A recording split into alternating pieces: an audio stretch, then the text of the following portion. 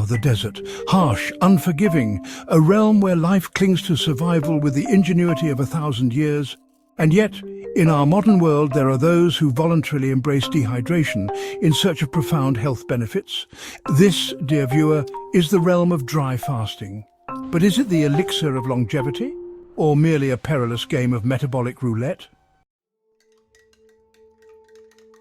To understand dry fasting, one must first step into the minds of its modern-day champions.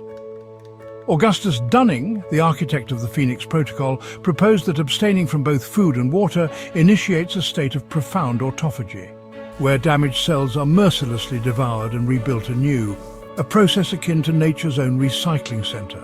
Then we have Sergei Filinov, a Russian researcher, who posited that dry fasting is nature's ultimate healing mechanism, akin to the seasonal hibernation of animals. A fascinating proposition indeed.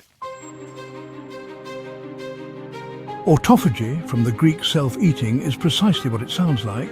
Our cells, in a rather dramatic display, consuming their own malfunctioning components. A state ramped up by fasting and supercharged by dry fasting. One might liken it to setting fire to an old, decrepit house, only to construct a palace in its place. Studies by Yoshinori Osumi, a Nobel Prize winner, have shown that fasting-induced autophagy can slow aging, repair cellular damage, and even combat neurodegenerative diseases. A marvelous process, unless of course one miscalculates and stumbles headfirst into an irreversible metabolic disaster. Now, dear viewer, let us turn our attention to the biochemical tug-of-war that defines metabolic fasting, the insulin to glucagon ratio, a key determinant of whether one thrives or crumbles under a dry fast's unrelenting grip. In the fed state, insulin dominates, shoveling nutrients into storage like a diligent but over-enthusiastic warehouse worker. Yet, during fasting, glucagon rises, flicking the metabolic switch from storage to energy utilization. This shift allows fatty acids to be mobilized, providing ketones, our alternative fuel source. But should one fail to adapt properly, well, disaster looms.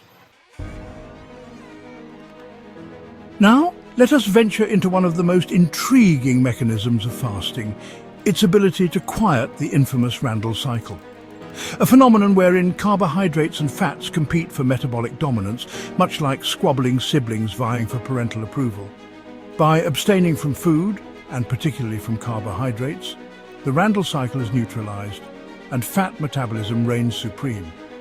This is why individuals following a ketogenic or carnivorous diet often transition into fasting with the grace of a gazelle, while those accustomed to sugar-laden feasts crumble like a Victorian biscuit left out in the rain.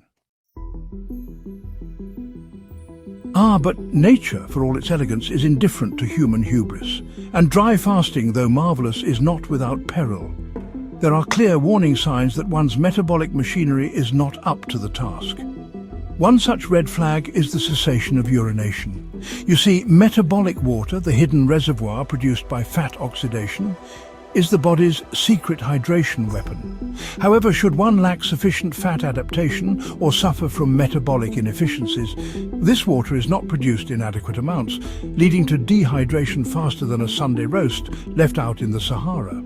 To put it bluntly, if you stop urinating on a dry fast, you are no longer on the path to enlightenment. You are instead on the express train to organ failure. At this point, dear viewer, one would be wise to reconsider their life choices and break the fast with a bit of salt and some bone broth. So how does one prepare for such an ordeal?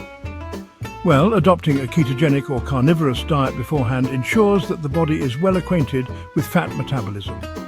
Like a seasoned sailor familiar with the whims of the sea, the ketogenic adapted individual glides through fasting with minimal resistance.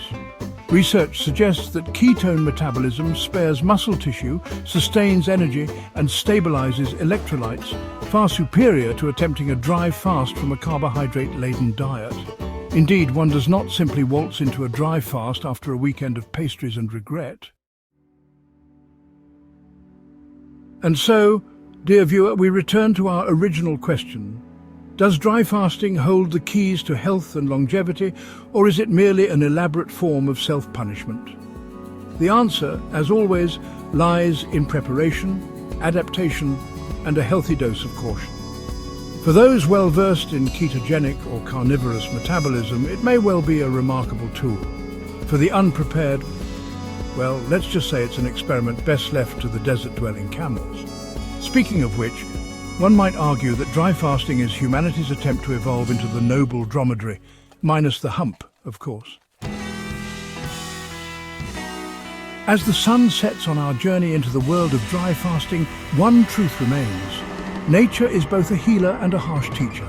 May you tread wisely and always, always know when to take a sip of water.